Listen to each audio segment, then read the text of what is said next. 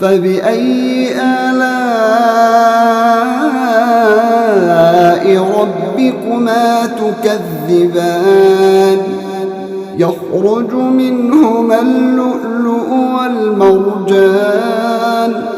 فبأي آلاء ربكما تكذبان وله الجوار المنشآت في البحر كالأعلام فبأي آلاء ربكما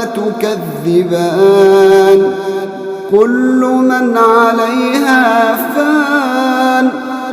ويبقى وجه ربك ذو الجلال والإكرام فبأي آلاء